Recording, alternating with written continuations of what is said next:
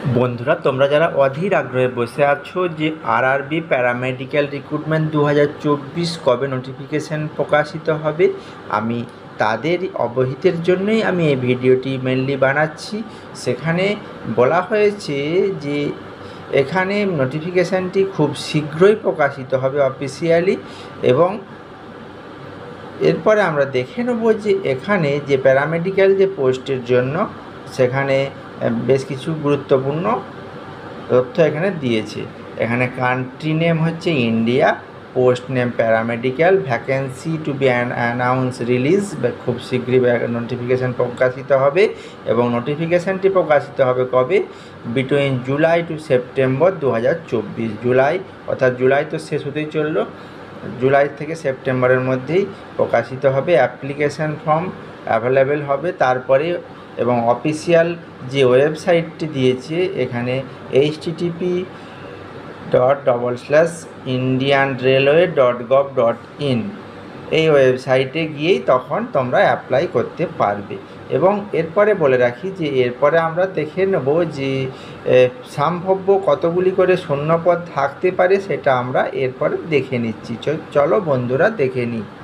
হ্যাঁ বন্ধুরা, এখানে যে শূন্যপদগুলি প্রকাশিত হওয়ার কথা আছে 2019 সালের এক্সপেক্টে, 2019 সালের এক্সপেক্টে যেসব পদগুলি, যা অডিওলজিস্ট অ্যান্ড স্পিচ থেরাপিস্ট পোস্টে 4টি, কার্ডিয়াক টেকনিশিয়ান পোস্টে 2টি, ডায়েটিশিয়ান পোস্টে 2টি, ক্লিনিক্যাল সাইকোলজিস্ট পোস্টে 7টি, ডায়েটিশিয়ান লেভেল 7 পোস্টে 3টি, স্টাফ নার্স পোস্টে 678টি, ডেন্টাল হাইজেনিস্ট 3টি, ডায়ালাইসিস টেকনিশিয়ান পদে 20টি, health and malaria inspector grade 3 যেখানে 132টি, এবার ল্যাবরেটরি সুপারিনটেন্ডেন্ট গ্রেড 3 যেখানে 27টি শূন্যপদ, অপথ্যালমোলজিস্ট পদে 4টি শূন্যপদ, পারফিউশনিস্ট যেখানে 2টি শূন্যপদ, ফিজিওথেরাপিস্ট 20টি শূন্যপদ, pharmacist grade 3 246, radiographer 64, speech therapist 1টি শূন্যপদ, ইসিজি টেকনিশিয়ান 13টি শূন্যপদ, ল্যাব অ্যাসিস্ট্যান্ট গ্রেড 2 94, 94টি শূন্যপদ, অকুপেশনাল থেরাপিস্ট পদে 2টি শূন্যপদ, ফিল্ড ওয়ার্কার পদে 19টি শূন্যপদ, নার্সিং সুপারিনটেন্ডেন্ট পদে 3টি শূন্যপদ, ক্যাথ ল্যাব টেকনিশিয়ান পদে 2টি শূন্যপদ প্রকাশিত হওয়ার কথা আছে। তবে যে শূন্যপদগুলি নিয়ে আমি এখন আলোচনা করলাম, এগুলি সম্ভবত এই ধরনের শূন্যপদ প্রকাশিত হওয়ারই একটা প্রবাবিলি সম্ভাবনা আছে, তবু নোটিফিকেশান প্রকাশিত না হওয়া পর্যন্ত কনফার্মলি কিছু বলা যাবে না। তো এরপরে আমরা দেখে নেব যে কোন কোন পদের ক্ষেত্রে কি কি কোয়ালিফিকেশান চাওয়া হয়েছে। এখানে post name dietitian, educational qualification এখানে BSc with PG diploma dietitian 1 years 3 month internship, অথবা বিএসসি অনার্স অথবা MSc honours in food nutrition, যেখানে এজ লিমিট বলেছে 18 থেকে 33 বছর। এরপরে আসছি স্টাফ নার্স, বিএসসি নার্সিং और certificate as a register nurse midwifery 3 বছরের কাজের অভিজ্ঞতা, সেই সঙ্গে বলেছে এজ লিমিট 20 থেকে 40 বছর। এরপরে ডেন্টাল হাইজেনিস্ট, যেখানে বলেছে degree in science or diploma certificate course of dental hygienist, যেখানে কোয়ালিফিকেশান বলেছে 18 থেকে 33 বছর। ডায়ালাইসিস টেকনিশিয়ান পোস্টের ক্ষেত্রে BSc with diploma haemodialysis plus 2 years experience, এখানে 20 থেকে 33 বছরের মধ্যে বয়স হতে হবে। এক্সটেনশন এডুকেটর, যেখানে qualification graduation in school work, social work, sociology, community education ইত্যাদির উপরে, সেই সঙ্গে 2 বছরের কাজের অভিজ্ঞতা থাকতে হবে। 22 থেকে 35 বছর age limit. Ophthalmologist, BSc in ophthalmology or diploma in ophthalmic technician 3 to 4 years, plus counselling register হতে হবে। সেই সাথে 18 থেকে 33 বছর এজ লিমিট রেখেছে। পারফিউশনিস্ট যেখানে BSc with diploma in perfusion technology or BSc plus 3 year experience in cardio pulmonary pump technician পোস্টে, age limit 40 years. Physiotherapist bachelor in physiotherapy plus 2 years practical experience physiotherapy from government private hospital with at least 100 bedded, যেখানে age limit 18 থেকে 33 বছর। রেডিওগ্রাফারের ক্ষেত্রে বলেছে age লিমিটটা qualification 12 with physics chemistry and diploma in radiography or x-ray technician 2 years or science graduate with diploma in radiology paper 19 থেকে 33 বছর বয়স। স্পিচ থেরাপিস্ট যেখানে BSc in speech therapy plus 2 years experience diploma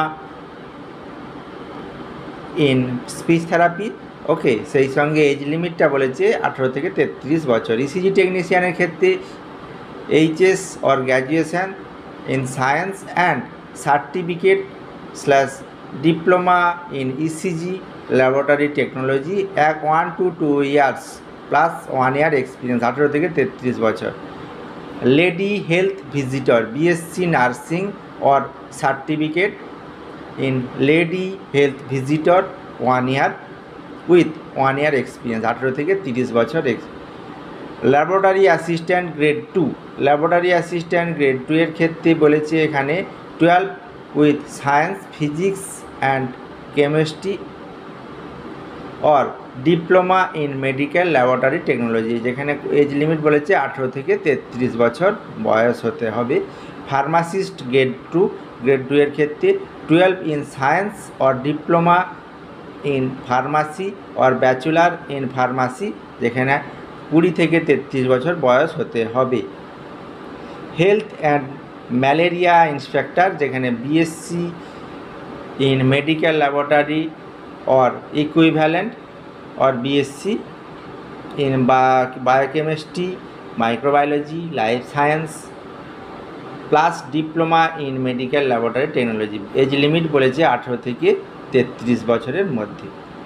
এরপরে যে আরআরবিতে form fill আপগুলি হচ্ছে তাতে paramedical কোর্সের জন্য ফর্ম ফিল আপের ক্ষেত্রে কত টাকা পেমেন্ট করার সম্ভাবনা। এখানে জেনারেল অ্যান্ড আদার্স ব্যাকগ্রাউন্ড ক্লাসের ক্ষেত্রে 500 টাকা এবং SC ST ex serviceman PW female transgender economical background ক্লাসের ক্ষেত্রে 250 টাকা ফর্ম ফিল আপের জন্য দিতে হবে। এবং এই সমস্ত ক্যাটাগরির ক্ষেত্রে ফর্ম ফিল আপের জন্য যে পেমেন্টটি করতে হবে সেইটি debit card, credit card, net banking, UPI ইত্যাদি বিভিন্নভাবে অনলাইন পেমেন্টটি করতে হবে। হাউ টু অ্যাপ্লাই, কীভাবে তোমরা অ্যাপ্লাই করবে। এখনও যেহেতু নোটিফিকেশান প্রকাশিত হয়নি তো তাও আগের বছরের অনুযায়ী যেভাবে তোমরা ফর্মটি ফিল আপ করতে হবে স্টেপ বাই স্টেপে ফর্ম ফিল আপ করতে হবে। Visit official website railway recruitment board, এই ওয়েবসাইটে যেতে হবে।